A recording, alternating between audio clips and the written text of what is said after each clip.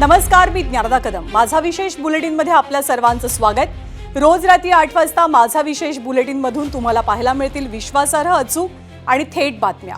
तर आज बुलेटिनमध्ये काय स्पेशल, चला पाहूया. तर आजच्या दिवसभरातल्या 5 अतिशय महत्त्वाच्या बातम्या. बातमी क्रमांक 1, आंदोलन संपलं, वाद नाही. आंदोलक विद्यार्थ्यांना पोलिसांनी ज्या नोटिसा पाठवलेल्या आहेत त्यांची चौकशी आणि गुन्हे दाखल होणं यावरून आता पुन्हा एकदा राजकीय वातावरण तापण्याची शक्यता निर्माण झाली आहे. आपली आजची बातमी क्रमांक 2, पेपर फुटीचा धडा, लोकसभेत कायद्याचा शिक्का. लोकसभेत सत्ताधारी आणि विरोधकांच्या आरोप प्रत्यारोपांच्या फैरीत परीक्षा विधेयक अखेरीस मंजूर झाले. त्याचाही आढावा आपल्याला घ्यायचा आहे. पुढची बातमी 3 क्रमांकाची, ओबीसी प्रमाणपत्राचा तिढा आणि निर्णायक लढा. मराठा समाजाला ओबीसी प्रमाणपत्र देण्याच्या मागणीसाठी मनोज जरांगेंनी पुन्हा एकदा 29 ऑगस्टपासून आंदोलनाची हाक दिलेली आहे. बातमी क्रमांक 4, कर्जमाफीचा गुंता आणि पीक विम्याची चिंता. कारण शेतकऱ्यांसमोर कर्जमाफीवरनं निर्माण झालेलं संकट आणि पीक विम्याबद्दलची वाढती अनास्था याचा आढावा आपण घेणार आहोत. तर बातमी क्रमांक 5 आहे वाद गाड्यांचा आणि धुरळा टीकेचा. इकडे मुंबई महानगरपालिकेत पदाधिकाऱ्यांना गाड्या मिळण्यावरनं हा वाद कसा रंगलाय तेही आपल्याला बुलेटिनमध्ये पाहायचं आहे. सुरुवातीला बातमी अर्थातच नीट पेपर फुटी संदर्भातली. नीट पेपर फुटीच्या विरोधात रस्त्यावरती उतरलेल्या विद्यार्थ्यांचं आंदोलन थांबलंय, पण त्या आंदोलनाचे पडसाद मात्र अजूनही उमटू लागलेत. कारवाई सुरू असल्याचा आरोप पुन्हा एकदा राजकीय वादाच्या केंद्रस्थानी आलाय. आंदोलक विद्यार्थ्यांना पोलीस नोटिसा पाठवणं, त्यांची चौकशी करणं आणि गुन्हे दाखल होत असल्याचा आरोप कॉकरोच जनता पार्टीनं केलाय. पण या कारवाईवरनं आता पुन्हा एकदा राजकीय वातावरण तापण्याची चिन्ह दिसतात. तशातच सीजेपीनं ही कारवाई थांबली नाही तर थेट देशव्यापी आंदोलनाचा इशारा दिलाय. आंदोलक विद्यार्थ्यांवरती दाखल करण्यात आलेल्या गुन्ह्यांच्या पार्श्वभूमीवर सर्वोच्च न्यायालयानं अल्पवयीन विद्यार्थ्यांबाबत कठोर कारवाई टाळण्याचे आदेश दिले. महाराष्ट्र, बिहार आणि आसाम या राज्यांमध्ये त्यानुसार अधिसूचनाही निघाल्या. मात्र तरीसुद्धा काही भागात विद्यार्थ्यांवरती अजूनही पोलिसांकडनं कारवाई सुरूच आहे असा आरोप सीजेपीचा आहे. आणि याच मुद्द्यावरनं सीजेपीचे नेते आणि प्रवक्ते आक्रमक झाले असून पोलिसांच्या कारवाईविरोधात राज्यव्यापी आंदोलन छेडण्याचा त्यांनी इशारा दिलाय. त्यामुळे देशाच्या राजकारणात एक प्रकारे नवा संघर्ष पेटण्याची शक्यता वर्तवली जाते. सरकार ये सब ना करे. ये बच्चे थे जो अपने भविष्य के लिए प्रोटेस्ट कर रहे थे, अपने फ्यूचर के लिए प्रोटेस्ट कर रहे थे, उनको कोई मज़ा नहीं आ रहा था. लाठियाँ खाई है 20 जुलाई को. अगर सरकार का उससे भी मन नहीं भरा है, अगर इतना सारा खून बहाकर भी सरकार का मन नहीं भरा है और वो बच्चों को ऐसे ही परेशान करती रही तो हम फिर से सड़क पर उतरेंगे और जल्दी उतरेंगे. सरकार ने हमें जो गारंटी दी थी कि एफआईआर सारे जितने फाइल हुए हैं अभी तक छात्रों के खिलाफ, प्रोटेस्टर्स के खिलाफ, वो सारे वापस लिए जाएंगे. जो हमें एक गारंटी दिया है सरकार ने उसका उल्लंघन हो वैसे कोई भी ऑर्डर या कोई भी डिसीजन स्वीकार नहीं है. जितने भी प्रोटेस्टर्स हैं जिनको टारगेट किया जा रहा है या फ्यूचर में जाके उनको टारगेट किया जाएगा, उनको हम लोग बचाएंगे, उनको हम लोग अकेला नहीं छोड़ेंगे. फिर से एक बहुत बड़ा प्रोटेस्ट का ऐलान करेंगे. दिल्ली में होगा, दूसरे स्टेट्स में भी होगा. एक तरीके से पूरा नेशन वाइड हम लोग फिर से प्रोटेस्ट करेंगे. आंदोलकांच्या कारवाईवरनं सीजेपी पुन्हा एकदा आक्रमक झाली आहे. दरम्यान देशभरात विद्यार्थ्यांचा संताप, संसदेपासून रस्त्यापर्यंत गाजलेला संघर्ष आणि परीक्षा व्यवस्थेवरचे गंभीर प्रश्न. अशा पार्श्वभूमीवरती गाजलेल्या नीट यूजी 2024 पेपरफुटी प्रकरणानं आता न्यायालयीन प्रक्रियेत एक महत्त्वाचा टप्पा गाठलाय. या प्रकरणाच्या सुनावणीसाठी स्थापन करण्यात आलेल्या फास्ट ट्रॅक कोर्टात सीबीआयनं 20,000 पानांचं पहिलं आरोपपत्र सादर केलं. राऊस एव्हेन्यू न्यायालयानं आरोपपत्र रेकॉर्डवरती घेतलंय आणि त्यासोबत आवश्यक अंतिम अहवाल सादर करण्यासाठी सीबीआयला वेळही दिलाय. या प्रकरणाची पुढची सुनावणी आता 3 ऑगस्टला पार पडेल. लाखो विद्यार्थी आणि पालकांसाठी हा खटला केवळ न्यायालयीन प्रक्रियेचा भाग नाहीये, तर देशातील स्पर्धा परीक्षांवरच्या विश्वासाशी सुद्धा संबंधित आहे. आरोपपत्रातील पुरावे आणि पुढच्या सुनावण्यांमधनं परीक्षा व्यवस्थेतल्या त्रुटी, सुरक्षा यंत्रणा आणि जबाबदारी निश्चित करण्याबाबत महत्त्वाची दिशा मिळू शकते. परीक्षा प्रक्रियेच्या पारदर्शकतेवरती सवाल उपस्थित करत देशभरात विद्यार्थी आंदोलनं झाली. विरोधकांनी सुद्धा केंद्र सरकारवरती परीक्षा व्यवस्थेतल्या अपयशाचं खापर फोडलं. त्यानंतर सरकारनं दोषींवरती कठोर कारवाईचं आश्वासन दिलं. त्यानंतर या प्रकरणाचा तपास सीबीआयकडे गेला आणि जलद सुनावणीसाठी फास्ट ट्रॅक कोर्टाची प्रक्रिया सुद्धा सुरू करण्यात आली. तर नीट पेपर फुटीचं प्रकरण आता केवळ तपास यंत्रणांच्या चौकशीपुरतं मर्यादित नाहीये. एकीकडे फास्ट ट्रॅक कोर्टात सीबीआयनं पहिलं आरोपपत्र दाखल करून तपासाला न्यायालयीन दिशा दिली आहे, तर दुसरीकडे त्याच मुद्द्यावरनं संसदेतला राजकीय संघर्ष जास्तच तीव्र झालाय. म्हणजेच हे प्रकरण आता कोर्टाच्या कटघऱ्यामध्ये सुद्धा आहे आणि संसदेच्या सभागृहात सुद्धा. दिल्लीतील विद्यार्थी आंदोलनाच्या दरम्यान आंदोलकांवरती झालेल्या कथित पॅलेट गन कारवाईचा मुद्दा आज लोकसभेत चांगलाच गाजला. विरोधी पक्षनेते राहुल गांधी यांनी थेट केंद्रीय गृहमंत्री अमित शहा यांच्यावरतीच निशाणा साधला. तर समाजवादी पक्षाचे अध्यक्ष अखिलेश यादव यांनी पोलिसांना आदेश देणाऱ्यांची जबाबदारी निश्चित करा अशी मागणी केली. या मुद्द्यावरनं सभागृहात जोरदार रणकंदन आणि घोषणाबाजी पाहायला मिळाली. मग लोकसभेचं कामकाज काही काळासाठी तहकूब करावं लागलं. That the so-called Home Minister of this country does not have the courage to come and sit here. He does not have the courage. Sir, the Home Minister authorized the shooting of our students, sir. He put pellets into the blood of our students. He ordered the students of India to be shot. अध्यक्ष महोदय अगर नेता प्रतिपक्ष ने कोई गंभीर आरोप लगाया सरकार पे तो ये सरकार की जिम्मेदारी बनती है कि किसके ऑर्डर पे पुलिस ने बच्चों पर, छात्रों पर, युवाओं पर इस तरह का व्यवहार किया है. तर लोकसभेत राहुल गांधींसह विरोधी पक्षातल्या नेत्यांनी केलेल्या गंभीर आरोपांवरनं सत्ताधारी सुद्धा आक्रमक झाल्याचं चित्र दिसलं. केंद्रीय राज्यमंत्री जितेंद्र सिंग यांनी राहुल गांधींवर टीका केली तर किरेन रिजिजूंनी शहांना टार्गेट करण्यावरनं त्यांच्याकडनं माफीची मागणी केली आहे. ये बार बार स्पष्ट किया गया कि गोली चली ही नहीं, अश्रु गैस, टीयर गैस का इस्तेमाल हुआ, लेकिन जब गोली चली ही नहीं तो आदेश देने का सवाल ही नहीं पैदा होता. और आदेश देने का अधिकार मैजिस्ट्रेट के पास रहता है, मंत्री के पास नहीं. बिना सोच समझ करके जो इस्तेमाल कर रहे हैं और किसने फायरिंग का ऑर्डर दिया, व्हाट इज गोइंग ऑन, कैसे बोल सकते हैं आप? इतना गलत बात करते हैं, ऐसा मत बोलिए. किस बेसिस पे आपने ये बयान दिया, बताइए किसने आपको बताया और किस तर्क के साथ आप ये बयान दिया है? ये बहुत गलत बात बोला है राहुल गांधी जी. राहुल गांधी जी, आप माफी मांगिए, ये ठीक बात नहीं है. तर आता ज्या पॅलेट गनवरनं आज संसदेमध्ये राजकीय आणि शाब्दिक गोळीबार झाला त्याच पॅलेट गनबद्दल आणखी एक माहिती आज समोर आली आहे. ती माहिती आपण जाणून घेऊया.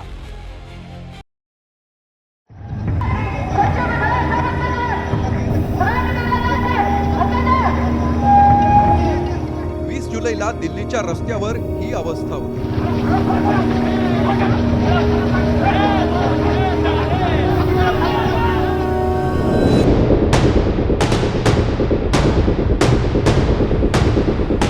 विद्यार्थी आंदोलनातील काही हुल्लडबाजांनी जंतर मंतर सोडत संसदेकडे कूच केली. त्यांना रोखण्यासाठी दिल्ली पोलीस, केंद्रीय राखीव संरक्षण, दंगल विरोधी पथक आणि शीघ्रकृती दलाच्या तुकड्या तैनात होत्या. आता सुरुवात कुणी केली यावर प्रत्येकाची आपली वेगळी बाजू आहे. घटनेत दिल्लीत दहशत निर्माण झाली होती यावर सगळ्यांचं एकमत आहे. पण या सगळ्यात एका बंदुकीची जोरदार चर्चा झाली. ती होती पॅलेट गन. बहन हाथ जोड़ रही है, उसके लग गई है. ये देखो, इसने गोली चला दी भाई, इसने फायर कर दिया. संसदेतही हाच मुद्दा गाजत होता. सरकार घेरलं जातंय की काय असं वाटत असतानाच 20 जुलैच्या घटनेची चौकशी सुरू झाली. चौकशी पूर्ण होण्याआधीच सूत्रांच्या माहितीनुसार सुरक्षा यंत्रणांना क्लीन चिट मिळू शकते, कारण दंगल विरोधी पथकानं सगळे नियम पाळले.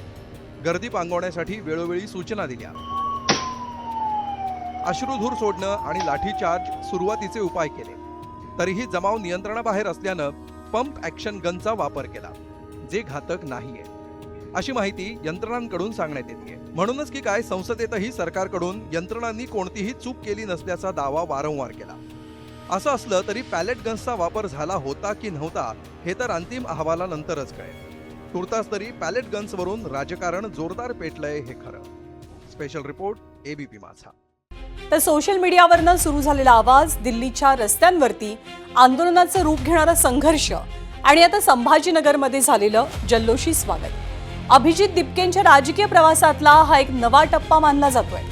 चिखलठाणा विमानतळावरती शेकडो विद्यार्थी आणि समर्थकांनी ढोल ताशांच्या गजरात आणि घोषणाबाजीमध्ये अभिजित दिपकेंचं जोरदार स्वागत केलं.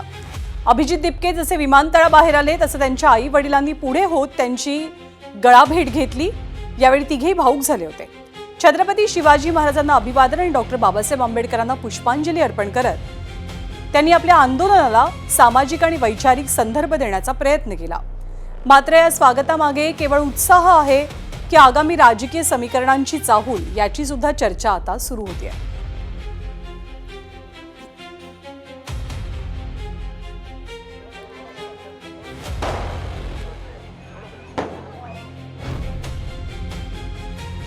मला तुम्हाला हे विचारायचं, 21 विद्यार्थ्यांच्या आत्महत्येनंतर धर्मेंद्र प्रधानचं स्वागत करताना भाजपला लाज नाही वाटली संसदेत? तुम्ही आम्हाला काय प्रश्न विचारताय? आमच्यामुळे आत्महत्या केली.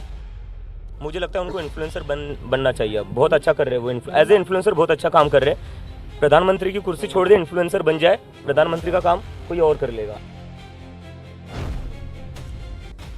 तर विद्यार्थी आंदोलनातून समोर आलेला हा चेहरा पुढे कोणती भूमिका घेतो आणि त्याचा राज्याच्या देशाच्या राजकारणावरती किती परिणाम होतोय याकडे आता लक्ष लागलंय. दरम्यान कॉक्रोच जनता पार्टीच्या आंदोलनांमुळे चर्चेत आलेले अभिजित दिपके पुन्हा एकदा सोशल मीडियावरती ट्रेंड होत आहेत. या पाठीमागचं कारण आहे बॉलिवूड अभिनेत्री प्रियंका चोप्रा. प्रियंका चोप्राने इंस्टाग्रामवरती अभिजित दिपकेला फॉलो केलंय. काही युजर्स याचा संबंध कॉक्रोच जनता पार्टीशी जोडून प्रियंकानं पक्षाला पाठिंबा दिल्याचा दावा करतात. याआधी सुद्धा धर्मेंद्र प्रधानांनी आपल्या पदाचा राजीनामा दिला तेव्हा प्रियंका चोप्रानं केलेली एक पोस्ट सोशल मीडियावरती लक्षवेधी ठरली होती.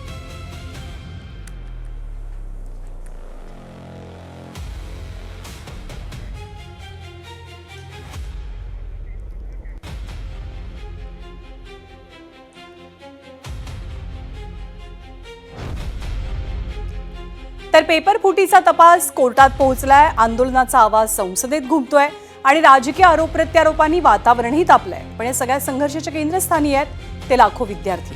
त्यामुळे आता प्रश्न एकच आहे, न्याय मिळणार कधी आणि विश्वास परत येणार कसा?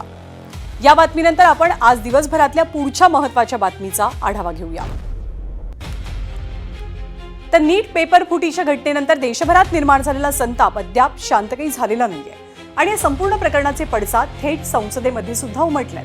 लोकसभेच्या कामकाजाला आज पुन्हा एकदा राजकीय संघर्षाचं रूप आलं. सार्वजनिक परीक्षांमधला गैरप्रकार रोखण्यासाठी आणण्यात आलेल्या विधेयकावरती सभागृहात चर्चा पार पडली. परीक्षा व्यवस्थेमधल्या गैरप्रकारांना आळा घालण्यासाठी हे एक महत्त्वाचं पाऊल असल्याचं सांगितलं गेलं. तर विरोधकांनी केवळ कायदे करून प्रश्न सुटणार नाहीये, तर परीक्षा व्यवस्थेमधल्या त्रुटी, जबाबदारी आणि प्रशासनाची भूमिका यावरती सुद्धा उत्तरं मिळायला हवीत अशी भूमिका मांडली. चर्चेदरम्यान सत्ताधारी विरोधक आमने सामने आले. आरोप प्रत्यारोपांच्या फैरी झडल्या. विद्यार्थ्यांच्या भवितव्याचा मुद्दा राजकीय वादाच्या केंद्रस्थानी आला. सभागृहातल्या गोंधळाच्या पार्श्वभूमीवरही कामकाज पुढे नेण्यात आलं आणि लोकसभेचे अध्यक्ष ओम बिर्ला यांनी विधेयकाच्या मंजुरीसाठी आवाजी मतदान घेतलं आणि अखेर हे विधेयक लोकसभेत पारित झालं, मंजूर झालं.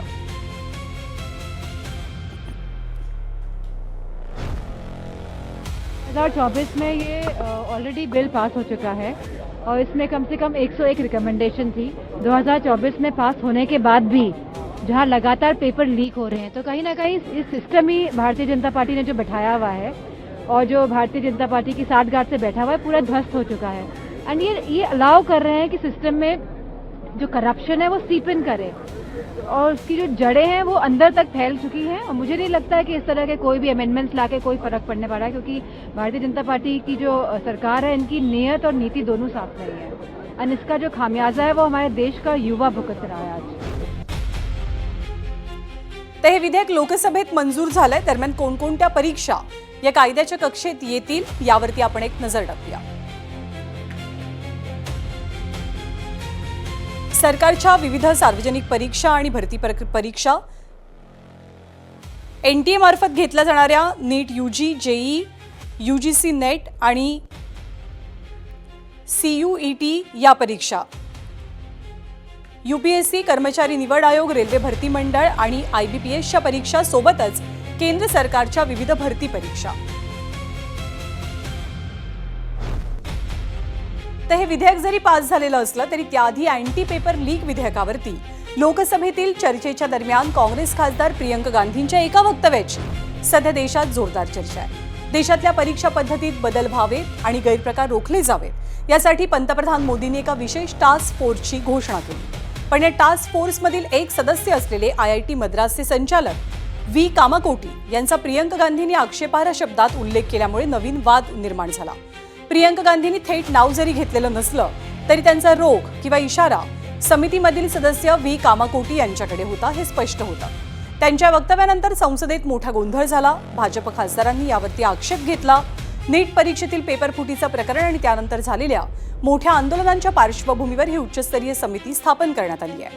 नॅशनल टेस्टिंग एजन्सी म्हणजेच NTAच्या परीक्षा पद्धतीत सुधारणा करण्यासाठी इन्फोसिसचे सहसंस्थापक नंदन निलेकणी यांच्या अध्यक्षतेखाली ही समिती काम पाहणार आहे. प्रधानमंत्री महोदय जी को आपके माध्यम से मैं कहना चाहती हूं कि शायद उन्हें अपने सलाहकार बदलने चाहिए. वे असलियत से एकदम टूट चुके हैं. नई नई कमेटियां बनाने से काम नहीं चलेगा. उनका अध्यक्ष चाहे कोई भी हो. राधा कृष्ण कमेटी भी व्यवस्था में सुधार लाने के लिए बनी थी. आज तक उसकी एक सिफारिश लागू नहीं हुई है. और इस नई कमेटी में तो एक ex-IB चीफ, एक IT कंपनी के मालिक और एक गौमूत्र के विशेषज्ञ भी हैं.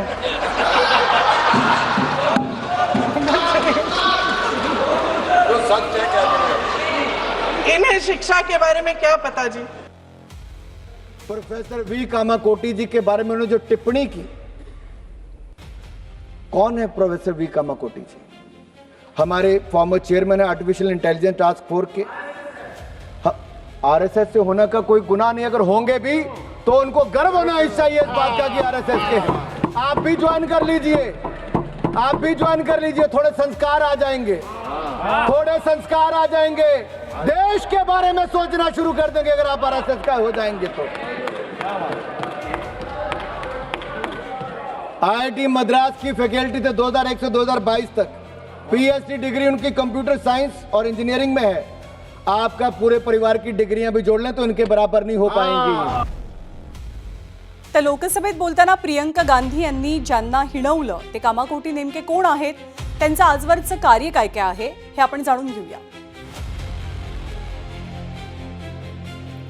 व्ही कामाकोटी IIT मद्रासचे संचालक आहेत. Computer science, cyber security, artificial intelligence क्षेत्रातले ते तज्ज्ञ मानले जातात. भारताच्या पहिल्या स्वदेशी मायक्रो प्रोसेसर शक्तीच्या निर्मितीत त्यांचा सहभाग होता. राष्ट्रीय सुरक्षा सल्लागार मंडळाचे ते सदस्य आहेत. परीक्षा सुधारणांसाठी सरकारनं नेमलेल्या टास्क फोर्सचे सुद्धा ते सदस्य आहेत. विज्ञान आणि अभियांत्रिकी क्षेत्रातल्या कामगिरीबद्दल पद्मश्री पुरस्कारानं त्यांचा सन्मान झालाय. अब्दुल कलाम तंत्रज्ञान नवोपक्रम राष्ट्रीय फेलोशिप त्यांना मिळालेली आहे. अनेक प्रतिष्ठित आंतरराष्ट्रीय पुरस्कारांनी त्यांचा आजवर गौरव झालाय.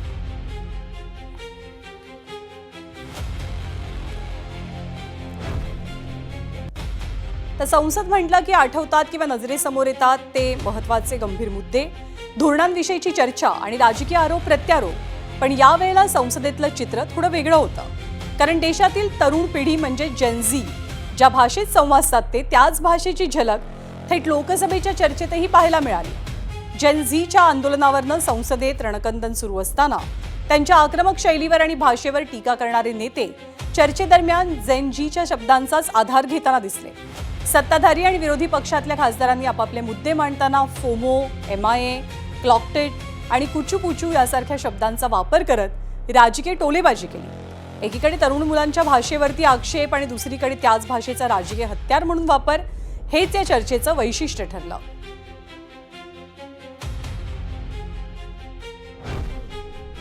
सैंतीस दिन तक तो ये जंतर मंतर नहीं गए तो इनको MIA हो गया. MIA क्या है? MIA missing in action. आंदोलन क्यों किया आपने?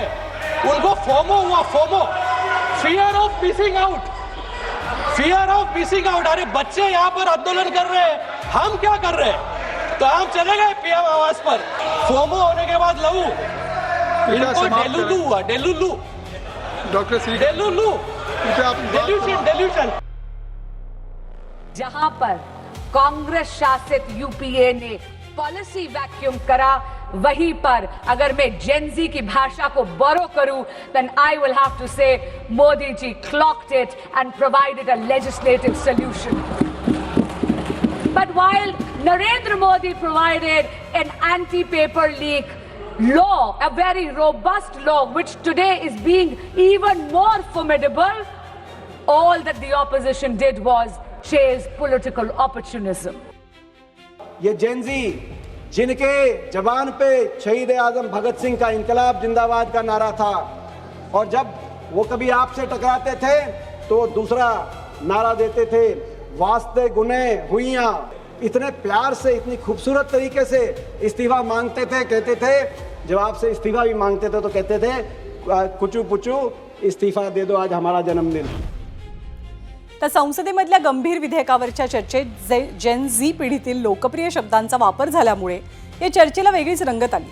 पण जेन झीचे शब्द भाषणात वापरण्यास सुप्रिया सुळेंनी आक्षेप घेतला आणि या विषयाचं गांभीर्य ओळखा, डेलुलूमध्ये राहू नका, असं सुप्रिया सुळेंनी सुनावलं। अध्यक्ष जी, मैं जेनजी के लैंग्वेज में मैं आज विपक्ष से कहना चाहता हूं, because of this issue opposition thinks that youth are with them. इससे बड़ा डेलुलू दूसरा नहीं है। और ये जो नया जेनजी का लिंगो यूज कर रहे हैं ना, मैं भी उनको बताना चाहती हूँ सर, इन्होंने शायद इंस्टाग्राम नहीं देखा, सब बीजेपी के लोगों ने देखा भी होगा तो बोलेंगे नहीं पता है, सबके बच्चे हमारे साइड पे, उनके साइड पे तो किसी के बच्चे नहीं है। हम जो डिलुलू के बारे में बोले ना, आप भी उस डिलुलू में ना रहना कि वो आपके साथ है। आपकी जनरेशन किसके साथ है ये 29 में पता चलेगा। आपण पाहिलं की संसदेमध्ये आता भाषा सुद्धा बदलते, कारण देशाचा तरुण बदलतोय, पण शब्द तरुणांचे असले तरी प्रश्न मात्र अजूनही जुन्याच वास्तवाचे आहेत। या बदलत्या भाषेबाबत राजकीय चर्चेचा दर्जा टिकवण्याचं आव्हान सुद्धा तितकंच महत्त्वाचं आहे। तरुणांच्या भाषेचा वापर करून तरुणांपर्यंत पोहोचता येईल, पण त्यांचे खरे प्रश्न रोजगार, शिक्षण, परीक्षा व्यवस्था आणि भविष्याच्या संधी याबद्दल सुद्धा ठोस चर्चा होणं तितकंच गरजेचं आहे। आणि यानंतर आपण आज दिवसभरातल्या तिसऱ्या बातमीचा आढावा घेऊयात। बातमी आरक्षणासंदर्भातली मनोज जरांगेंच्या पुढच्या आंदोलनाची। आरक्षणाची मागणी, आंदोलन, उपोषण, मागण्या मान्य झाल्याचा दावा, उपोषण मागे घेणं, मुंबईत चक्काजाम आंदोलन करणं, ते आंदोलन मागे घेणं, पुन्हा आश्वासनं दिली जाणार आणि आता पुन्हा आंदोलनाची हाक देणं। मनोज जरांगेंच्या आंदोलनाचा हा आजवरचा सिक्वेन्स आहे। मराठा समाजाला ओबीसी प्रमाणपत्र देण्याच्या मागणीसाठी मनोज जरांगेंनी आता पुन्हा एकदा 29 ऑगस्टपासून आंदोलनाची हाक दिली आहे। त्यामुळे हा विषय परत चर्चेत आलाय। यावेळेला हे आंदोलन अंतरवाली सराटीमध्येच होणार आहे, तशी घोषणा जरांगेंनी केली। या नवीन आंदोलनाची रणधुमाळी अंतरवाली सराटीमध्ये 16 ऑगस्टपासून सुरू होणार आहे। आता नव्या आंदोलनासाठी मनोज जरांगेंनी 28 ऑगस्टचा अल्टिमेटम सरकारला दिलाय। म्हणजे नवं आंदोलन सुरू होण्याच्या एक दिवस आधीपर्यंत मनोज जरांगे मराठा बांधवांच्या प्रमाणपत्रासाठी वाट बघणार आहेत आणि यावेळी त्यांनी या आंदोलनाला निर्णायक असं बिरुद लावलंय। आपल्याला 29 ऑगस्टला म्हणजे 1 महिन्यानंतर आता 29 जुलै शेवटचं खूप मोठं आंदोलन, निर्णायक आंदोलन झालं। तर मनोज जरांगेंचं आंदोलन सुरू होण्यासाठी एका महिन्याचा कालावधी शिल्लक आहे। त्यांनी यावेळेला आंदोलनासाठी 29 ऑगस्ट ही महिन्याभरानंतरची तारीख का निवडली असा प्रश्न अनेकांच्या मनात आला असेल। तर 29 ऑगस्ट ही तारीख निवडण्याचं कारण त्यांच्या पहिल्या आंदोलनाला 3 वर्ष याच दिवशी पूर्ण होत आहेत। या 3 वर्षात मराठा समाज एकवटला, पण सततच्या आश्वासनानंतरही 3-4 महिने झाले तरी प्रमाणपत्र देण्यात आलेली नाहीत असा आरोप मनोज जरांगेंकडनं केला जातोय।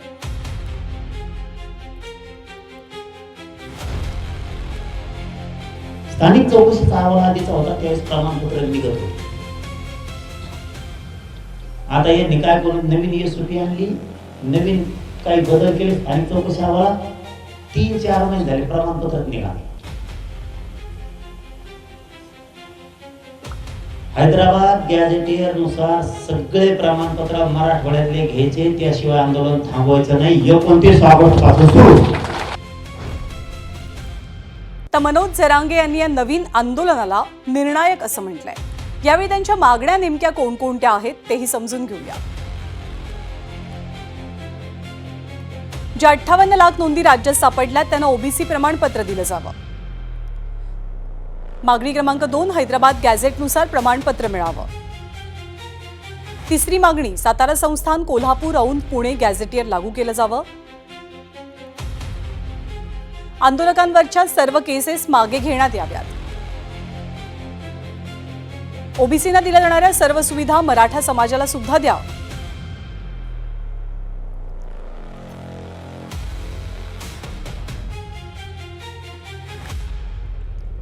तर प्रमाणपत्र दिली जात नाहीये असा आरोप करत मनोज जरांगेंनी नवीन आंदोलन पुकारलंय.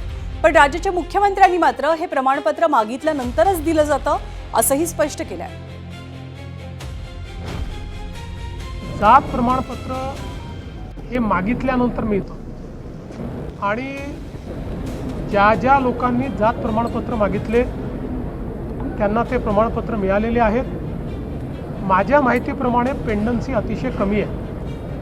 कोणी मागताय आणि देत नाही अशी परिस्थिती नाही आहे. मला असं वाटतं की फार कमी पेंडन्सी आहे, त्यामुळे जात प्रमाणपत्र दिले जात आहे. आणि इतरही ज्या गोष्टी आहेत, मी पुन्हा एकदा सांगतो की आमच्या सरकारने, महायुतीच्या सरकारने मराठा समाजाकरता जेवढे निर्णय घेतले आणि जेवढे निर्णय कार्यान्वित केले हे कुठल्याच सरकारने कधी घेतले नाहीत. अद्यापही कोणाचा काही रोष असेल, कोणाला काही वाटत असेल की हे योग्य होत नाही आहे, तर निश्चित त्यातनं मार्ग काढता येईल. त्या सगळ्या गोष्टी आपल्याला बघता येतील आणि त्याला योग्य पद्धतीनं मला असं वाटतं की त्याच्यावर मार्ग काढता येईल. तर मनोज जरांगे पाटलांनी पुन्हा एकदा एल्गार्थ केलाय. मागण्या मान्य झाल्या असं म्हणत त्यांनी आपलं 8वं आणि 9वं उपोषण सोडलं होतं. जो झंझावात मनोज जरांगेंचा 3 वर्षांपूर्वी होता, मराठा समाजाचा जो पाठिंबा त्यांच्या मागे होता, तोच झंझावात, तोच पाठिंबा मनोज जरांगे 10व्यांदा सुद्धा जोडू शकणार का हे पाहणं महत्त्वाचं असेल. शेतकऱ्याच्या आयुष्यात 2 गोष्टी फार महत्त्वाच्या असतात. एक म्हणजे संकट काळात डोक्यावरचं कर्ज हलकं होण्याची आशा आणि दुसरं म्हणजे अडचणीत मिळणारी विम्याची साथ. पण आत्ताच्या घडीला महाराष्ट्रातले शेतकरी या दोनही पातळ्यांवर एक प्रकारे संघर्ष करतात. एकीकडे कर्जमाफीच्या अंमलबजावणीत असलेला घोळ, तर दुसरीकडे पीक विम्याबद्दलचा अविश्वास. शेतकऱ्यांच्या दृष्टीनं अतिशय संवेदनशील असलेल्या दोन्ही प्रश्नांचा आढावा या सेगमेंटमध्ये आपण घेणार आहोत. तर शेतकऱ्यांसाठी कर्जमाफी म्हणजे मोठा दिलासा. वर्षानुवर्ष डोक्यावर असलेलं कर्जाचं ओझं हलकं होण्याची आशा. सरकारनं कर्जमाफीची अंमलबजावणी सुरू केली, पण त्या अंमलबजावणीत अनेक ठिकाणी घोळ होत असल्याचे आरोप होऊ लागले. कागदावर नाव आहे, बँकेच्या यादीत नाव आहे, पण ऑनलाईन पोर्टलवरती नावच दिसत नाहीये. त्यामुळे आपलं कर्ज खरंच माफ झालंय का हा प्रश्न अनेक शेतकऱ्यांना सतावतोय. याचं प्रातिनिधिक उदाहरण दिसतंय जळगावच्या यावल तालुक्यात.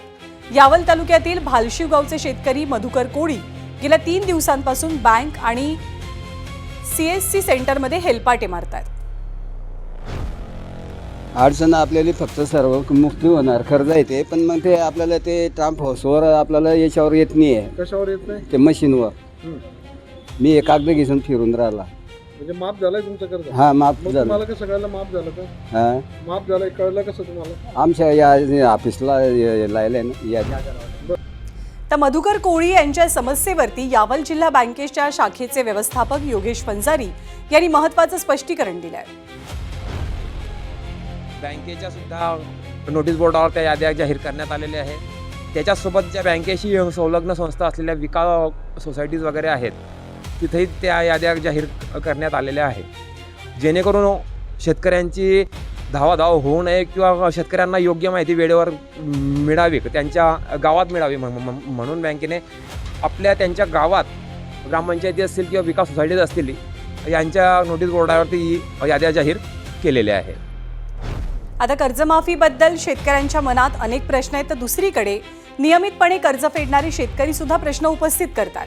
यावलमधले शेतकरी भिका पाटील यांचा सवाल त्याच व्यवस्थेवरती बोट ठेवणार आहे. आपण नियमितपणे कर्ज फेडत आलोय, तरी आजपर्यंत कधीही शेतकरी प्रोत्साहन यादीत आपलं नाव आलं नाही. नियमित कर्जफेड करणं ही आपली चूक आहे का, असा संतप्त सवाल त्यांनी एक प्रकारे व्यवस्थेलाच विचारलाय. बँकेत गेल्यावर तर म्हणतात यादी येईल तेव्हा तुम्हाला सांगू आम्ही. बँकेवाले सांगतात, उडाउडीची उत्तरं देतात बँकेवाले. नाही, नाव आलं नाही साहेब. जे म्हणजे सरकार सांगतात तुम्ही थकबाकी व्हा मग कर्जमाफी घ्या. रेग्युलर लोकांना हे शिकवताय सरकार, तुम्ही थकबाकी व्हा तेव्हा तुम्हाला कर्जमाफी मिळेल. आमच्यासारखे रेग्युलर लोकांना 1 रुपयाची दमडीचं कर्जमाफी मिळत नाही साहेब. चूक केली आम्ही भरून. तर बीडमध्ये कर्जमाफीच्या अंमलबजावणीवरनं शेतकऱ्यांमध्ये संभ्रम आहे. काही शेतकऱ्यांची नावं अद्याप कर्जमाफीच्या यादीत दिसत नाहीयेत. त्यामुळे बँकांकडनं त्यांना जुनं खर्च भरण्यासाठी सांगितलं जाते असा आरोप होतोय. तर यादीमध्ये नाव आलेल्या शेतकऱ्यांनी सुद्धा वेगळ्याच अडचणींना सामोरं जावं लागतं अशी तक्रार केली आहे. कर्ज घेतलेली रक्कम वेगळी, कर्जमाफीच्या यादीत दिसणारी रक्कम वेगळी आणि बँकांकडनं भरायला सांगितली जाणारी रक्कम वेगळी. यामुळे शेतकऱ्यांच्या अडचणी कशा वाढल्यात त्यांच्याकडनंच ऐकूया. माफी नाही होत म्हणजे मला माझ्या कर्जाची. मी केवायसी करायला गेलो, माझी केवायसी बी करून घेतली नाही त्यांनी. केवायसी होत नाही म्हणजे तुमची कर्ज अगोदर भरा, तुमचं माफ होत नाही, कर्ज भरा म्हणजे. मी म्हणलं सर गरीब माणसाचं कर्ज होईल म्हणले माफ, आणि नाही कर्ज माफ झालेच बरोबर म्हणलं आपण, तोपर्यंत केवायसी करून घ्या. नाही होत म्हणजे केवायसी. तर कर्जमाफीच्या यादीतील तफावत आणि शेतकऱ्यांच्या अडचणींबाबत एबीपी माझानं बातमी दाखवल्यावर राज्य शासन स्तरावरती बँकांसोबत एक महत्त्वाची बैठक पार पडली. या बैठकीत शेतकऱ्यांचं कर्ज खातं कोणत्या वर्षी NPA झालं यानुसार सरकार आणि बँकेनं किती भार उचलायचा आहे याचं सूत्र निश्चित केलं गेलं आहे.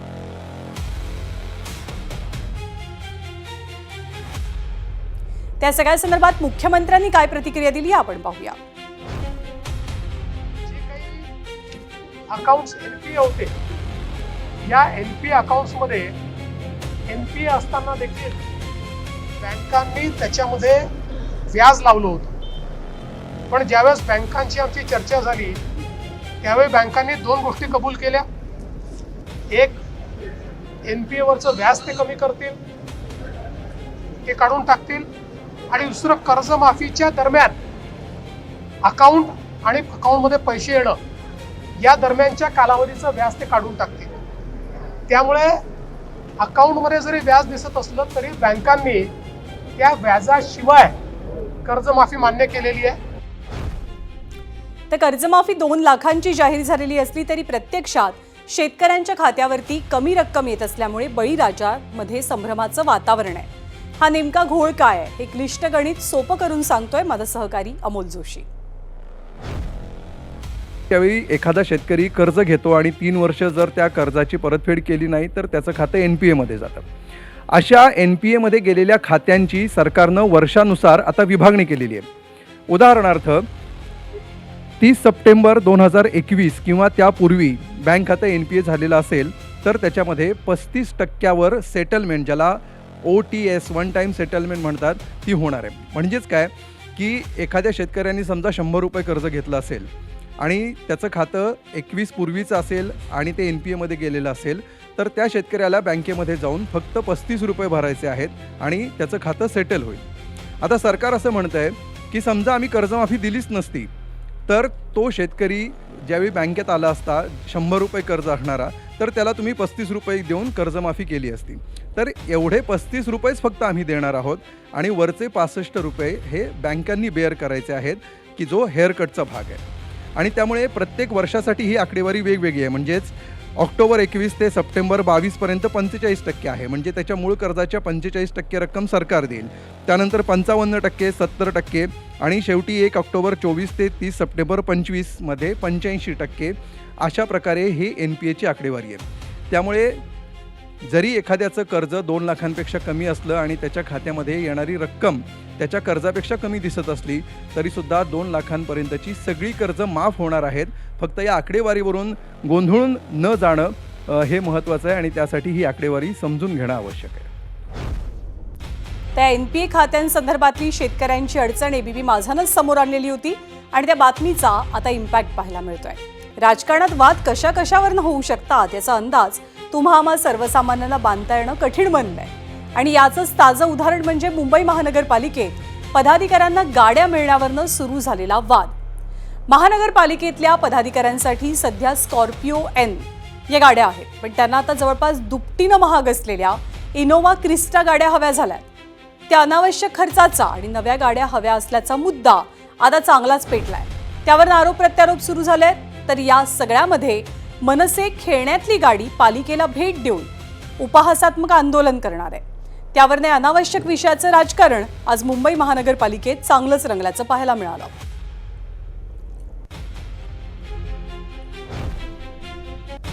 तर गाड्यांवरनं राजकारण निर्माण करणारं हे प्रकरण नेमकं काय असा प्रश्न नक्कीच पडला असेल. ते प्रकरण असं आहे की मुंबई महानगरपालिकेनं महापौर उपमहापौरांसह विरोधी पक्षनेते, सभागृह नेते, विविध समित्यांचे अध्यक्ष यांच्यासाठी 13 गाड्यांची खरेदी जानेवारी महिन्यात केली. त्यावेळेला महापालिकेची निवडणूक पार पडलेली नव्हती. या 13 गाड्यांमध्ये महापौरांसाठी एक इनोव्हा हायक्रॉस हायब्रिड आणि इतर पदाधिकाऱ्यांसाठी 12 स्कॉर्पिओ एन या गाड्यांचा समावेश होता.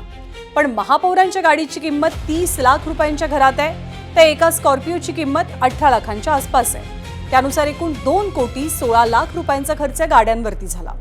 पण आता पदाधिकाऱ्यांना 6 महिने आधीच खरेदी झालेली स्कॉर्पिओ एन गाडी ही नकोशी झाली आहे. तर महागडी इनोव्हा क्रिस्टा गाडी हवीशी वाटते आणि याच सगळ्या मुद्द्यावरनं हा वाद पेटलाय. तर या नवीन गाड्यांची मागणी भाजपचे नगरसेवक असलेले सभागृहाचे नेते गणेश खणकर यांनी केली आणि वाद सुरू झाला.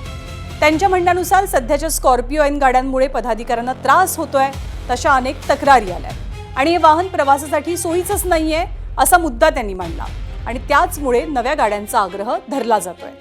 पण त्या नवीन गाड्या भाडेतत्वावरती घेतल्या जातील असंही त्यांचं मत आहे. सर्वांनी मिळून आम्ही मागणी केली होती की आता जी वाहनं आम्हाला दिलेली आहेत या गाड्या बदलण्यात याव्या याविषयी तक्रार होती आणि त्या पद्धतीने प्रशासनाकडे आम्ही गटनेत्यांच्या बैठकीत आम्ही मागणी केली होती. तर त्यानुसार आताच्या ज्या गाड्या आहेत या बदलून नवीन क्रिस्टा गाड्या घ्याव्यात असा माझ्या माहितीप्रमाणे प्रस्ताव येतो आहे. आम्ही मागणी केली होती की आमच्या गाड्या बदला आणि प्रशासनाने ते मान्य केलं होतं की होय याबाबत आम्हालाही तक्रारी प्राप्त झालेल्या आहेत. त्या अनुषंगाने आता नवीन गाड्या येतील अशी आमची माहिती आहे. आता या सगळ्या घटनाक्रमातलं राजकारण खूप इंटरेस्टिंग आहे. एकीकडे गणेश खणकर म्हणतात की गाड्या नवीन नको आहेत तर त्या भाडेतत्वावरती घेतल्या जातील. त्याच वेळेला महापौर रितू तावडे म्हणतात की या गाड्या बदलण्याचा मूळ प्रस्ताव विरोधी पक्षनेते किशोरी पेडणेकरांचा होता. त्याच वेळेला किशोरी पेडणेकरांनी महापालिकेला या मुद्द्यावरनं इशारा दिलाय. अशा पद्धतीनं नाहक खर्च वाढवू नका, अन्यथा महापालिकेवर प्रशासक असतानाच्या 4 वर्षांचा खर्च मागू असा इशारा देताना यात आगळं राजकारण, यामध्ये काहीतरी वेगळं राजकारण असल्याचा संशय त्यांनी व्यक्त केला. तर उपमहापौर संजय घाडी यांनी सुद्धा आपल्याला काही नवीन गाडी नको आहे त्या स्कॉर्पिओमध्ये मी समाधानी आहे असं उत्तर या सगळ्या गदारोळानंतर दिलंय. गाड्यांची मागणी विरोधी पक्षनेत्या किशोरी पेडणेकर यांनी केली. मला या गोष्टीचं आश्चर्य वाटतं. माझ्याच दालनामध्ये बसून सगळ्यांबरोबर किशोरी पेडणेकर यांनी मागणी केली होती की माझ्याही पाठीला फार त्रास होतो, माझीही कंबर दुखते, त्यामुळे ह्या गाड्या आमच्या काढून त्या ठिकाणी, कारण ह्या सगळ्या गाड्या मुंबई महानगरपालिकेमध्ये कॉन्ट्रॅक्ट बेसिसवर आहे, तर त्याच्यामुळे आपण ही गाडी काढून दुसरी गाडीची मागणी आपण करू शकतो, हे कॉन्ट्रॅक्टच दिलेलं आहे. तर त्यामुळे त्यांनीही त्या ठिकाणी सहमती दर्शवली होती. पण मला आश्चर्य वाटतं किशोरी पेडणेकर ह्यांना बंगला चालतो पण यांना गाडी चालत नाही. आणि जर झाला असेल म्हणजे तो प्रस्ताव आला असेल तर आमच्या सगळ्यांच्या जे आम्ही आता ट्रस्टी म्हणून एक बॉडी आलो आहे त्या बॉडीमध्ये आम्हाला माहिती होतं का? तेव्हाच का नाकारलं? आता जी स्कॉर्पिओ कंपनी आहे तिचं मार्केट जर वरूनच डाऊन करायचं असेल, आज मुंबई महानगरपालिकेने नाकारलंय, सगळीकडे महानगरपालिका नाकारतील आणि स्कॉर्पिओवाल्याला धडा देतील, असं काय राजकारण आहे का? तर गाड्यांसारख्या क्षुल्लक विषयावरती नाहक वाद घालून भांडत बसण्यापेक्षा आणि पालिकेचा खर्च वाढवण्यापेक्षा मुंबईत पावसाळ्यामुळे पडलेले खड्डे, गटारांची उघडी असलेली झाकणं आणि मुंबईकरांना होणारा त्रास, त्याकडे जर का सत्ताधारी असोत किंवा विरोधक यांनी जास्त प्रकर्षानं लक्ष दिलं तर मुंबईकरांना दिलासा मिळेल, त्यांचं भलं होईल अशीच प्रतिक्रिया मुंबईकर व्यक्त करतात. या बातमीसोबत आज माझा विशेषमध्ये वेळ झाली आहे आता इथेच थांबण्याची. ताज्या घडामोडींसाठी पाहत रहा एबीपी माझा.